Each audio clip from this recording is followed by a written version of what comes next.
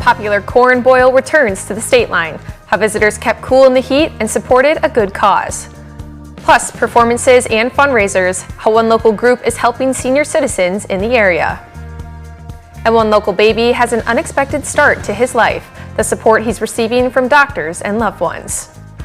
Live from WTVO 17, this is Eyewitness News at 5. Good evening, happy Sunday. I'm Rian Wild. Thanks for joining us tonight. Rockton American Legion held its 61st corn boil today. Visitors had the opportunity to enjoy corn, drinks, and the chance to win $2,000 in the grand prize raffle. There was other raffles as well throughout the day, and tickets included a pork chop sandwich or brat, as well as all the corn that you can eat. The Legion's Rifle Squad hosts the event each year, and organizers say the tradition is something the community looks forward to every year. The reason for this is so we can make money to help support our uniforms. And like I say, we give scholarships out, so that also helps with that. So we're always looking good at a funeral for respect of our veterans that have served our country and to keep our country free. And those who wish to donate to the Legion can do so at any time during the year. Griffin says the money from the event, as well as other donations, go to funerals for veterans and scholarships to students at Hononegah High School, and they love contributing in any way that they can. And Winnebago County had a corn boil of its own as well today. SM and SF Club hosted its 11th annual car show and corn boil event today. The day was filled with unique cars from over the past few decades, as well as free corn and other food available. There were nearly 200 cars in attendance for the show and even a bouncy house for the kids to play in. 100% of the proceeds from today's event went to Shriners Children's Hospital in Chicago, an organization that the event coordinators say is personal to them. And the 52nd annual box office benefit hosted by Rock Valley College Starlight Theater was today. The event featured a performance of Newsies, the musical by RBC Starlight Theater, so attendees got to see the talented students in action. Organizers say all the proceeds from this benefit will support senior living residents in the area from Wesley Willows and Peterson Meadows who have outlived their financial resources. And they're grateful for the opportunity to have an event like this. Starlight is amazing. They basically, the performers here volunteer their time to do this extra performance, and they've been great partners of ours. We also have 43 corporate partners on board this year, and without their support, we wouldn't raise the money that we're able to raise. So it's a collaborative effort between a lot of different people to get it going. Frankie says there are about 500 people there today to celebrate the 54th year of the event. And everyone was Italian this weekend as Rockford's Festa Italiana wrapped up today. This is the 45th year for the festival on Boylan High School's grounds. The event was a fundraiser for the Greater Rockford Italian American Association. There was a little bit of everything here, including local food, carnival rides, games, live music, and a bocce tournament. The community says the turnout was great this year, and they're already gearing up for more Italian food next year. A woman from Lee County says she's grateful after a massive effort to save her son. George Rodas shows us how one little boy is doing after he feared he'd never be able to live a normal life. Life has been no walk in the park for Sarah and her baby boy Felix. The first-time mother says there were many dark days leading up to his birth. We had this diagnosis and it was hard, and learning all of the medical terms and all of that was really difficult, but it's so rewarding. Oh, I know, I'm not fast enough. While in the womb, Felix was diagnosed with congenital diaphragmatic hernia, or CDH. His abdominal organs moved into his chest during fetal development. It was a struggle to figure out what this means, and after he was born, it was kind of crazy because you never knew what was happening, and it was a really take it day by day. Sarah says what made this journey a little easier was her healthcare team, especially one doctor in Madison. Dr. Ina Lobeck, a pediatric and fetal surgeon at UW Health Kids, is Felix's doctor. I essentially put a patch to close that hole in that muscle so that his intestines and liver were back in the abdomen so that the lung can grow and expand. Felix's journey was only beginning. The baby's kidneys failing and needing various prolonged treatments to recover and develop properly. But he did, and with a smile, making him very popular among hospital staff. What does the future hold for him? Felix is gonna be a, fairly normal kiddo. He's gonna be able to go to school, run around, play with friends.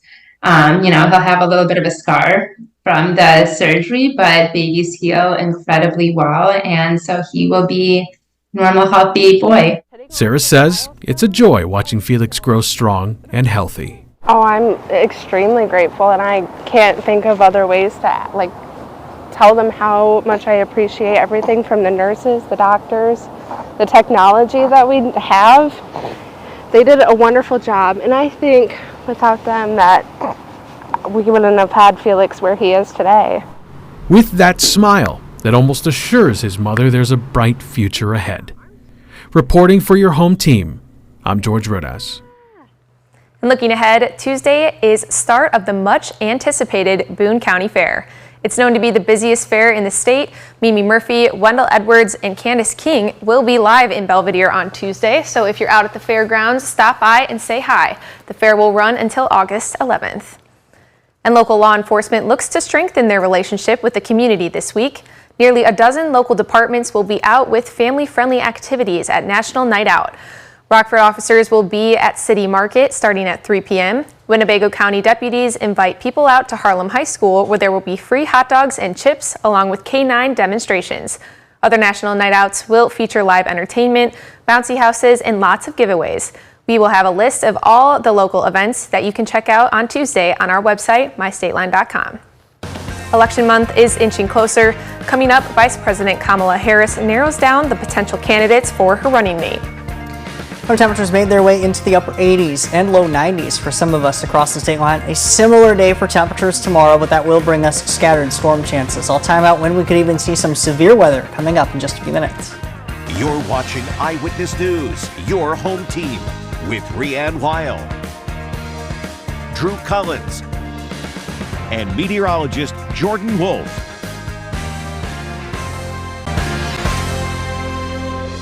Vice President Kamala Harris expected to announce her running mate soon. She's meeting this weekend with potential candidates as former President Trump hits the campaign trail in a key battleground state. ABC's Mark Remillard has more.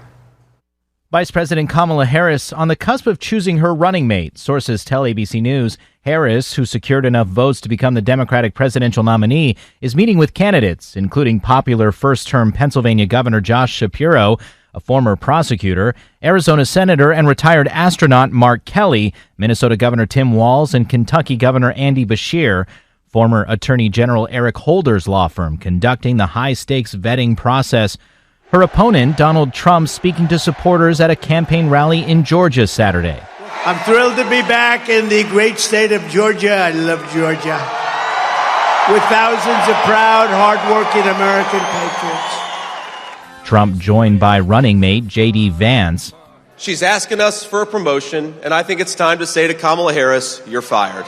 Georgia, which went to President Biden, is a battleground state decided by fewer than 12,000 votes in 2020. With just over 3 months until the election, ABC's 538 polling average shows a very tight race. Harris up 1.5 points over Donald Trump nationally, shrinking the margins he had over President Biden prior to his dropping out. In crucial swing states, Harris now has a slight edge over Trump in Michigan, Wisconsin, and Pennsylvania. Trump says he's accepted an invitation to debate Harris on Fox News on September 4th. Harris has not accepted the Fox invitation. Trump and President Biden had both accepted an ABC News invitation to debate on September 10th. Now that Biden has left the race, Harris said she would keep that commitment to the ABC debate. Trump has falsely claimed the ABC debate is, quote, terminated, but the ABC invitation to both candidates remains. Mark Remillard, ABC News, New York. Well, it was a pretty warm weekend this weekend. When we come back, meteorologist Jordan Wolf is in next to tell us what we can expect for the week ahead. Your first warned weather forecast from meteorologist Jordan Wolf. After a little bit of a cool stretch in the last couple of weeks or last couple of days in the month of July, things have actually been pretty warm to start the first few days of the month of August. We've had multiple 90-degree days, something we haven't seen since the end of June, and we almost got there again today. We did make it up to 87 in Rockford. It does say 86 there, but we briefly made it to 87 degrees. That's the case for Sterling, as well as Savannah reaching 90 degrees, and Janesville also hitting that 90-degree mark. Still pretty warm and relatively humid even late into the evening for many of us. 86 right now in Rockford, 83 in DeKalb, 84 in Rochelle, 87 Sterling, 88 Savannah, 86 out in Galena. But our dew points are still sitting in the 60s for many of us, and even into the 70s in a few locations. 78 the current dew point when you look down at Sterling, so it feels much warmer when you factor in that heat index. We still have a little bit of that humidity, but we've seen a little bit of a gradual increase in our cloud cover. That's showing off pretty well with our Mercy Health SkyTrack camera overlooking Rochelle. Still a little bit of the shadows out there, so some sunshine peeking through those clouds. The clouds starting to build in ahead of our next low pressure system. That's currently developing well out to our west right now across portions of northwestern Iowa as well as southwestern Minnesota. That is eventually what we are going to see with that low pressure system tracking close by as we head into the next couple of days. Looking at how that evolves, we see that low pressure center gradually getting a bit closer. But well out ahead of that, we notice a lot of this precipitation starting to develop along a frontal boundary. And that frontal boundary actually going to nearly pass directly overhead as we get into tomorrow afternoon before that low pressure system then tracks overhead into early Tuesday. With all of that, we may see a chance for some scattered thunderstorms, including a threat for some severe weather during this time. We go to Futurecast now, and this is kind of an idea of what we're going to look at. That frontal boundary actually positioned to our north as we head into the night tonight, and if that frontal boundary does get a bit closer, we could see a few scattered thunderstorms as we head into the night tonight. At least Futurecast for now does keep us dry, but there is a chance for a few of those isolated to scattered thunderstorms during the majority of the night ahead. Once we get into tomorrow, then that front will be almost directly overhead. Notice our change in our wind directions. We have some southerly winds and some northerly winds, so that front is almost directly overhead the state line.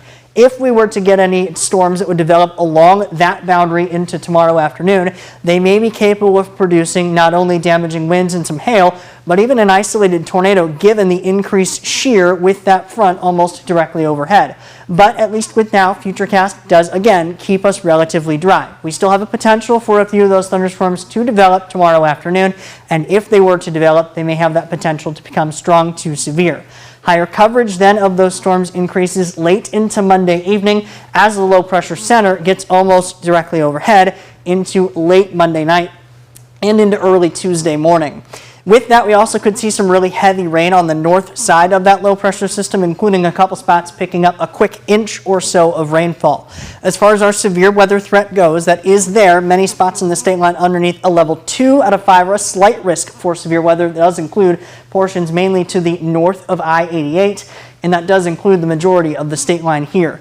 Along with our total rainfall, we may see some spots picking up a quick inch or two, while the highest coverage and the highest rainfall totals likely going to remain across southern and central Wisconsin, where that low pressure system would be almost close by and slightly closer to that area.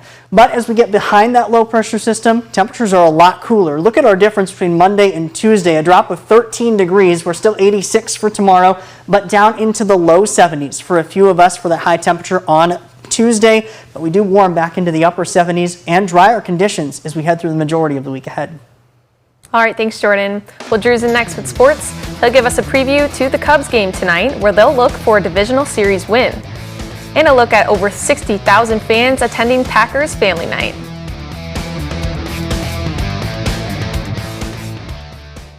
Sports with Drew Collins.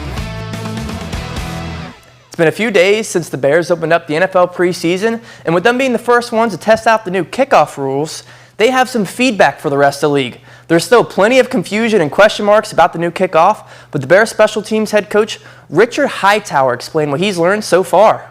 That it happens really fast. You know, it happens really fast. I took away that angles are really important, body types are really important, and really, you know, I think Flus even said it. We're going to try some different things. He's heavily involved with the kickoff and kickoff return. We talk about it almost every other day or every day, really. Talked about it today, talked about it yesterday, and just took away that, guys with length, guys like Colin Johnson, what a hell of a play he made, for the first time being part of history. When it comes to a team holding a family night event, I think the Packers might have the best event in all of the league. They packed Lambeau with over 60,000 fans yesterday, and like I said, this wasn't a game or even a scrimmage. This was just a practice. An unbelievable turnout for the Packers fan base, and it's safe to say the hype is running sky high into the season for the Packers. This is what head coach Matt LaFleur had to say after the event. What an atmosphere, man. It never gets old going into Lambeau, and just the environment, the energy the fans brought. I think, for some of our new guys, like a guy like X or Josh Jacobs, and obviously all the rookies, I don't think these guys have experienced something like this. So I think it was definitely a special night for them. A couple of mistakes led to the Cubs' meltdown loss yesterday, but the Cubs get another chance to win a divisional series against the Cardinals today. The Cardinals sit only 3 games ahead of the Cubs, so this game today will have some leverage in the Central. The southpaw Justin Steele will be on the mound for the Cubs. First pitch is at 6 p.m., and Craig Counsell spoke about turning the mistakes to learning opportunities. Mistakes are learning opportunities. That's how you have to treat them. You have to treat the mistakes as an opportunity to coach, as an opportunity to learn. I think that goes from Pete to if Ian Happ makes a mistake. So we have to use mistakes as an opportunity to learn. That's how we get better. The Sox fought hard to avoid their 20th straight loss in a row, but fell short again. But if you like offense, this was the game to watch, as there was a total of 20 runs. The Sox will travel to Oakland to face the Athletics and attempt to break the streak. A late-night game tomorrow. First pitch is at 8:40. Sox lose today 13-7 to the Twins. And some good news for Cubs fans as the Brewers dropped the series to the Nationals. The Brew Crew rallied late in today's game but couldn't pull off the comeback. The Brewers are now only 5 games ahead in the Central. And after the walk-off win yesterday, the Rivets couldn't grab the sweep. They fell 11-5 to the Lakeshore Chinooks. They will head to Michigan to take on the Battle Creek Battle Jacks tomorrow at 6:35. That's sports. We'll be right back. The First Warn Interactive Radar brought to us by Rockford Glass & More, showing our next eventual rain and storm chances developing off to our north and to our northwest along a frontal boundary that will make its way a bit closer as we head into the night tonight. Temperatures don't fall very far, only back down into the low 70s, but isolated thunderstorms may be the story going forward. Heading into Monday as well, chance for some strong to severe storms, but a cooler end to the week ahead. Thanks, Jordan. That's our show. Thanks for joining us. Have a good night.